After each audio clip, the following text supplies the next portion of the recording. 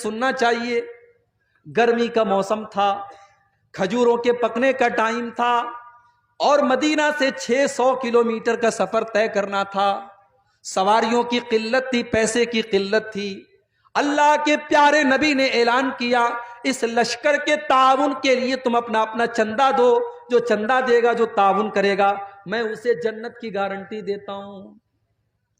सहाबे किराम अपनी अपनी हैसियत के मुताबिक, अपनी अपनी ताकत के मुताबिक अल्लाह के नबी के पास आकर के ताउन करने लगे।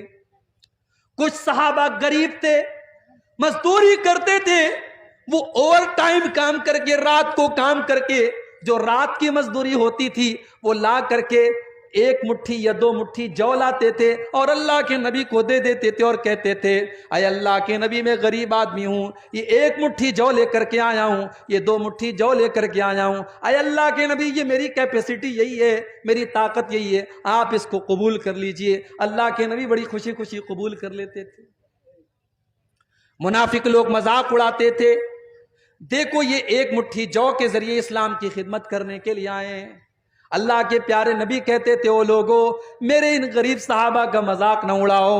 लौ अनफक़ा अहदुकुम मिस्ल उहुदिन ज़हबा, तुम ओहद पहाड़ के बराबर भी अगर सोना खर्च कर दोगे, मेरे इन गरीब सहाबा ने एक मुट्ठी या दो मुट्ठी जो जौ दिया है, तुम उसका मुकाबला नहीं कर सकते। उसी में कुछ गरीब सहाबा अल्लाह के नबी के पास आए, अय अल्लाह के नबी हम भी आपके साथ गज़वे तबूक में जाना चाहते हैं। आपने पूछा, क्या तुम्हारे पास सवारी का साधन है? अय अल्लाह के नबी हमारे पास सवारी का साधन नहीं है। आपने फरमाया, मैं तुमको लेके नहीं जा सकता, हमारे पास सवारियां महदूद हैं, हम तुम्हें अपने साथ लेके नहीं जा सकते। तुम्हें अगर चलना है तो सवारी का इंतजाम करो, वरना हम तुम्हें लेकर के नहीं चल सकते। वो बेचारे गरीब साहबा थे, उनके पास सवारी का साधन नहीं था, ऊंट नहीं था, घोड़ा नहीं था। वो पलट करके जाने लगे। जब पलट करके जाने लगे, उनकी आंखों से आंसू बहने लगे। उन्होंने नबी के सामने अपने आंसुओं को जाहिर नहीं किया। वो पलट करके जब जाने लगे, तब उनकी आंखों से आंसू बह रहे हैं। नबी ने उनके आंसुओं को नहीं देखा, मगर अल्लाह ने कुरान में उनके आंसुओं का जिक्र किया।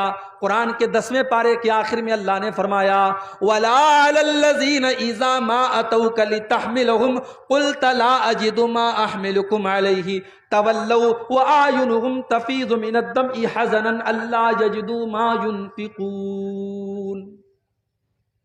ऐ नबी, मेरे उन गरीब सहाबा को जरा देखिए, जो आपके पास आकर के कहते हैं कि अल्लाह के नबी हमको भी लेके चलिए, और आप कहते हैं मेरे पास सवारी नहीं है। तो ऐ मेरे नबी, वो पलट करके जब जाते हैं तो रोने लगते हैं, उनकी आंखों से आंसू बहने लगते हैं।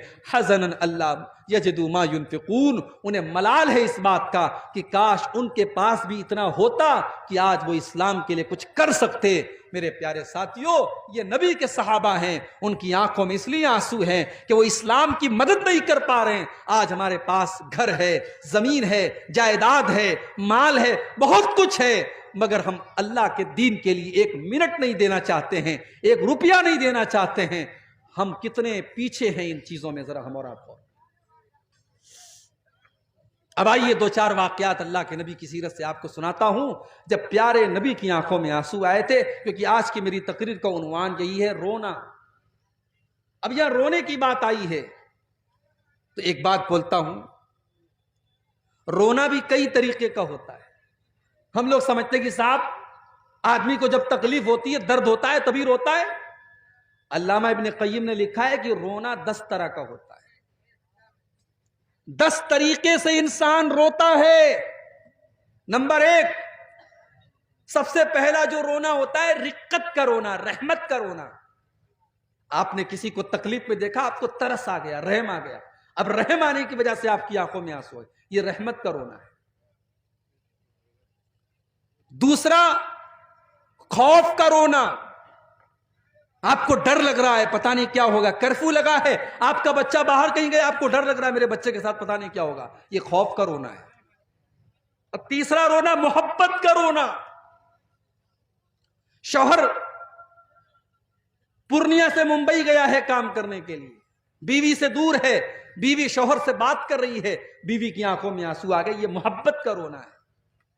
बेटा सऊदी गया है, मां बच्चे से बात कर रही है, मां की आंखों में आंसू आ गए, ये मोहब्बत का रोना है। ये रोने की तीसरी किस्म।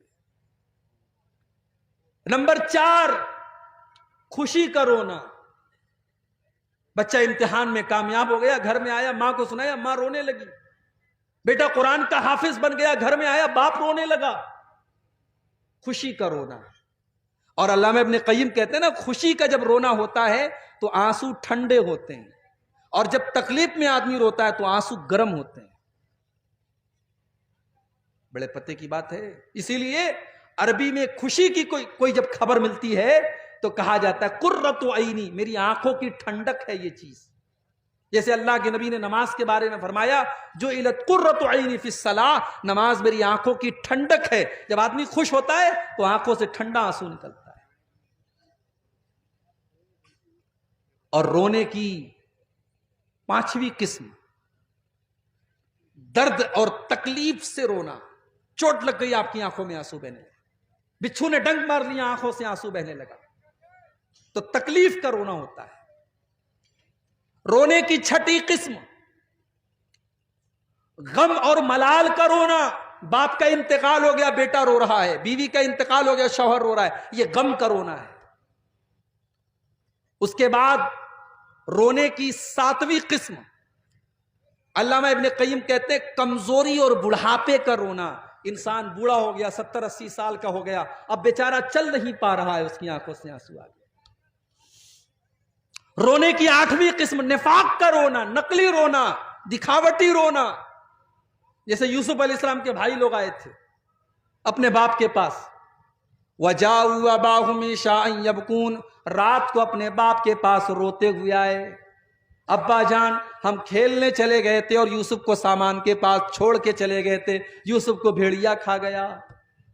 रो रहे थे, नकली रो रहे थे, ये निफाक का रोना था। और रोने की 9वीं किस्म, किराए का रोना। अरब में बहुत सारी औरतों को किराया देकर, पैसा देकर बुलाया जाता था, मैयत पर रोया करती थी। आज भी राजस्थान वगैरह में बहुत सारी औरतें ये काम करती हैं, इसको कहते हैं किराए का रोना। और रोने की 10वीं किस्म, मुआफकत का रोना। कोई रो रहा है, उसको रोते हुए देख करके आप रोने लगे, तो ये रोने की 10 किस्में हैं। लेकिन इसमें जो रोना अल्लाह को पसंद है वो ये है कि इंसान अल्लाह के खौफ से रो।